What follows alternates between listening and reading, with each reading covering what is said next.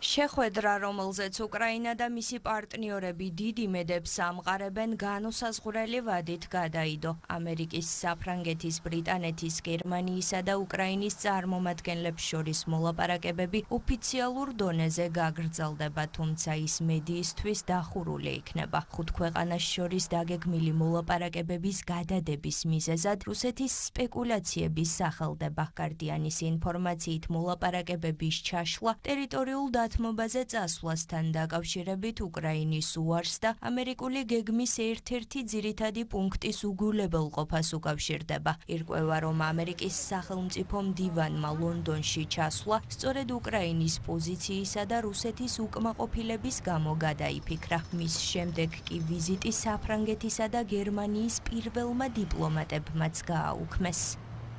ხუთ ქვეყანას შორის დაგეგმილი მოლაპარაკებები გაუქმებულია, თუმცა უკრაინული დელეგაცია მშვიდობის მისაღწევ გზებს მაინც დიდ ბრიტანეთში ეძებს. უკრაინის პრეზიდენტის ადმინისტრაციის ხელმძღვანელი თავდაცვისა და საგარეო საქმეთა მინისტრებთან ერთად ლონდონში არა ამერიკული გეგმის განხილვის, არამედ სამშვიდობო მოლაპარაკებების გაგრძელების სურვილით ჩავიდა.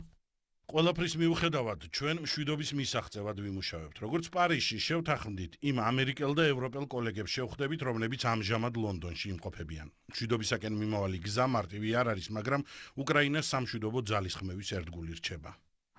მოლაპარაკებების გაუქმებამდე გაირკვა, რომ რუსეთისთვის ყველა იმ ტერიტორიის შენარჩუნება, რომელიც მან უკრაინას წაართვა, ომის დასრულების ამერიკული გეგმის ნაწილი იყო. ეს გეგმა კი უკრაინას უსაფრთხოების გარანტიების გარეშე ტოვებდა. წყარო გამოცემა ტელეგრაფია. ირკვევა, რომ დღეს ლონდონში ამერიკას უკრაინელი და ევროპელი პარტნიორებისთვის ფრონტის ხაზის გაყინვა ამჟამინდელი მდგომარეობით უნდა შეეთავაზებინა, რაზეც ევროკავშირიდან და უკრაინიდან უარი მალევე შეუთვალეს. უკრაინა ყირიმის ოკუპაციას არასდროს აღიარებს. ამას არ განვიხილავთ. ეს ჩვენი კონსტიტუციის დარღვევაა. ყირიმი ჩვენი უკრაინელების მიწაა, როგორც კი იწყება საუბრები ჩვენ სუვერენულ ტერიტორიებზე, მაშინვე შევდივართ რუსულ ფორმატში, რაც მოსკოვს ომის კიდევ უფრო გახანგრძლივების შესაძლებლობას აძლევს. ამერიკის 47-მე პრეზიდენტი მიმდინარე მოვლენებით და ომში მონაწილე ორივე მხარით იმედგაცრუებულია. თეთრ სახლში ტრამპის უკმაყოფილებას ომის რაც შეიძლება მალე დასრულების სურვილით ხსნიან. სწორედ ამ მიზნით მხარეებთან მოლაპარაკებები ინდივიდუალურად ისევ გაგრძელდება.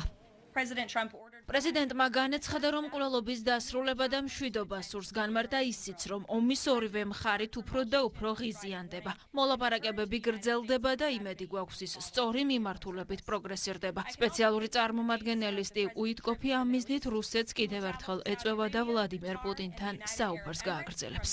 ჩვენ ამერიკელებთან საუბარს განვაგრძობთ, ევროპელებთან და უკრაინელებთან კი კონტაქტი არ გვაქვს. მივესალმებით ამერიკული მხარის სამშვიდობო ძალისხმევას. განსახილველი დეტალი ბევრი, ამიტომ მოლაპარაკებები გრძელდება. ამერიკის შეთავაზებაზე თანხმობა ან პროცესის ამერიკის გარეშე გაგრძელება. ამერიკის ვიცე-პრეზიდენტი უკვე ორივე მხარეს ულტიმატუმის ენით ესაუბრება და არჩევანის წინაშე აყენებს. დროა რუსეთმა და უკრაინამ ამერიკის შეთავაზებაზე თანხმობა განაცხადა. ან ამერიკა ამ პროცესიდან გავიდეს. საბოლოოდ კონფლიქტში ახალი ხაზები გაივლება. როგორც უკრაინას, ისევე რუსეთს მათ კონტროლქვეშ არსებული ტერიტორიების ნაწილის დათმობა მოუწევს. ტერიტორიის ნაწილის გაცვლა აუცილებელი იქნება. მკვლელობის შესაჩერებლად ორივე მხარემ იარაღი უნდა დაყაროს და კონფლიქტი გაყინოს. ვიდრე მხარეებთან ინდივიდუალური მოლაპარაკებების შედეგს გამოიღებს, უკრაინა ისევ ირანული შაჰიდების სამიზნედ რჩება. დნეპროპეტროვსკზე განხორციელებულ თავდასხმას 9 ადამიანის სიცოცხლე ემსხვერპლა.